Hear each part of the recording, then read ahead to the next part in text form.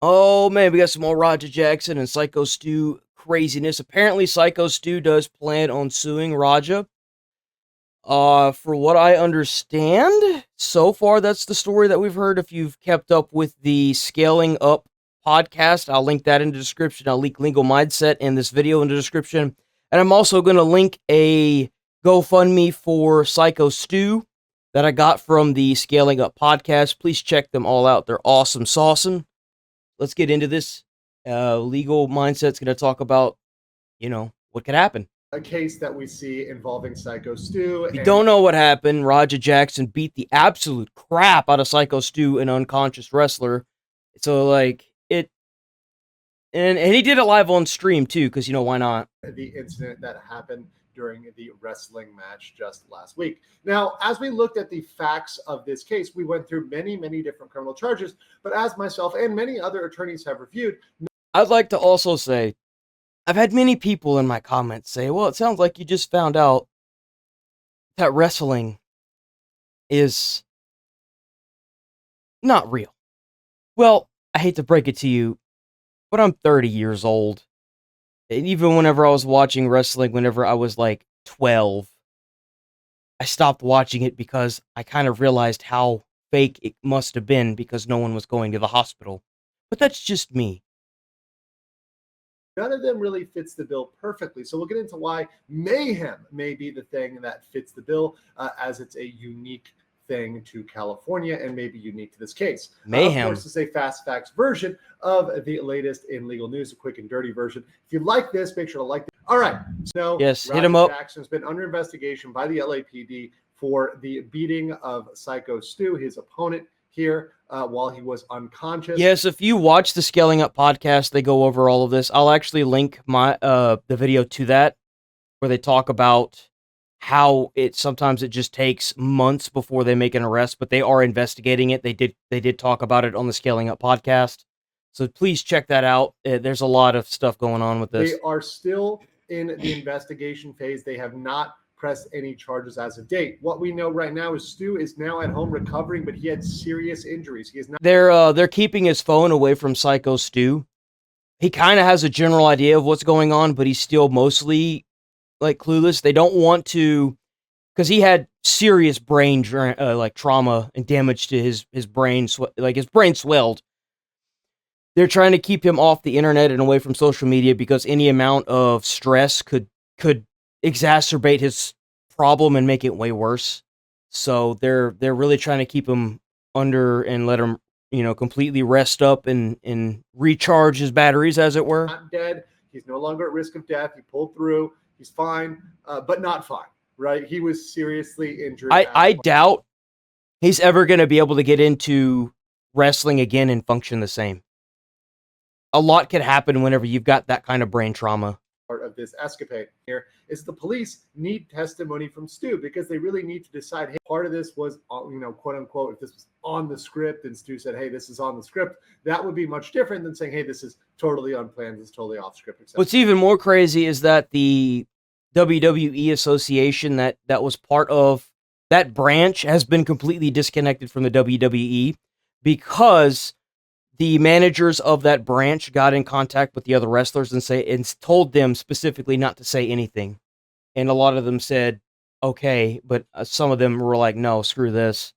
Etc. So that is part of that calculus. The other thing that's been going on right now is a lot of criticism of the wrestling school for not cooperating with. They're no longer a branch. They've gotten their license revoked. Some people on the inside that said, hey, we were told not to cooperate. Yep. The wrestler that was restraining Raja said, hey, no, we weren't, we were told not to cooperate with law enforcement, not to say anything. So there's a little bit of that going on there. And we also have comments from Rampage Jackson, who has admitted his son should do some time and saying, hey, he should serve, a criminal penalty, which is a big thing. That is a big thing. But he's still, at the same time as he says, hey, my son should do some time for this, is saying, hey, well, Stu provoked it. It wouldn't have happened if Stu didn't do X, Y, Z. Stu hit him over the side of the head with an empty beer can. Proof on camera that Raja. And then they apologized literally right after. So like a Terry. Now, let's get into this. And if 50% of chat says, hey, we think it won't be appropriate in this case. And we'll tell you why. Body or disable or assault and battery could be, putting someone in fear, hitting them, right? But you could punch somebody, but that could really just be just a punch. Well, he's definitely going to be guilty of that one. The first one, maliciously deprives a human being of a member of his body or disables, disfigures, or renders. Yeah, no, he's definitely going to be guilty of that. Nothing, no real serious damage, maybe a light bruise, maybe a small cut. He was choking on his own blood in his teeth. Like, from what I understand, over like 70% of his teeth were knocked out from that fight. Really severe, it wouldn't raise to a higher level. But at a higher level, before there's murder, right? Before there's anything else over there, you've got mayhem. You're saying, hey, this is something that caused a very serious injury, and it is elevated beyond the everyday, I got a boo-boo, I got a little bit of a... Yeah, obviously. And what really it turns on is the injuries. So are the injuries sufficient? Yes, he did. You have to look at the injuries and say, are they sufficient? To give you an idea, if that guy had not pulled Raja off of Stu, there's a good chance Stu would have died in there.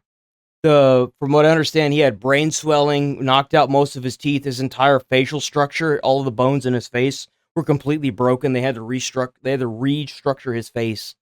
Look at what we have, the report of the injuries.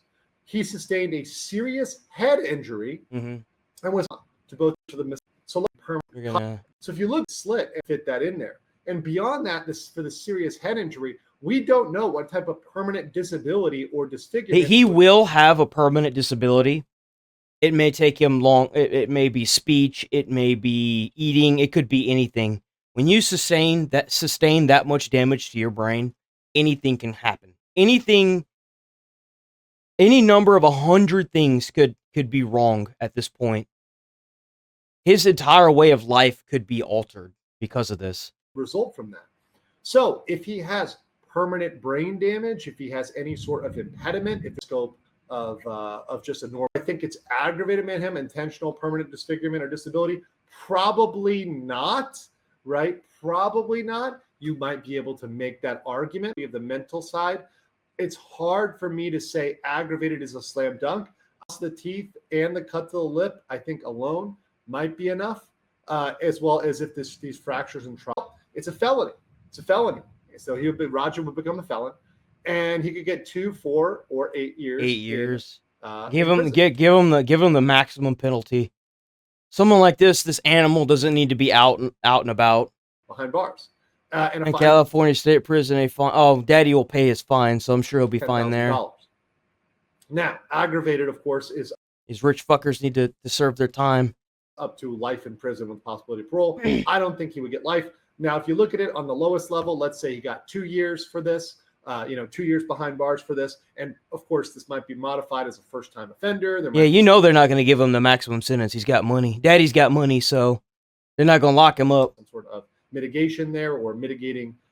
Bro's too much of a pussy to actually go out there and fight like a real man. So, Daddy had to bring home the bacon. There. I think this might satisfy a balance between those that think, hey, assault and battery might be too light, but we're not going to get attempted murder. So perhaps mayhem is the right category for the Raja Jackson situation. I want to know what you guys think. Ultimately, it's going to depend in the comments below. I think it's going to depend on the investigating officers, honestly. I think it's going to completely depend on what they decide. Hopefully, or the detective. That's really what it's going to boil down to. It's going to depend on if the detectives that are investigating this determine that, based on all the video evidence that they have, if they could press attempted murder, which anyone with eyes can see that, but they're also going to take into consideration that Daddy's got money and that he probably has some money too himself. But there's a good chance that at most he'll get 2 years. And that's if they actually press this. There's a good chance that nothing's going to come of this. But from what I understand, Syko Stu is going to go after him financially and legally. So I guess all we can do is wait and see. This ordeal could take months, could take years. But if they do stream it, I'm going to be there. Best believe. I'm out of here. Peace.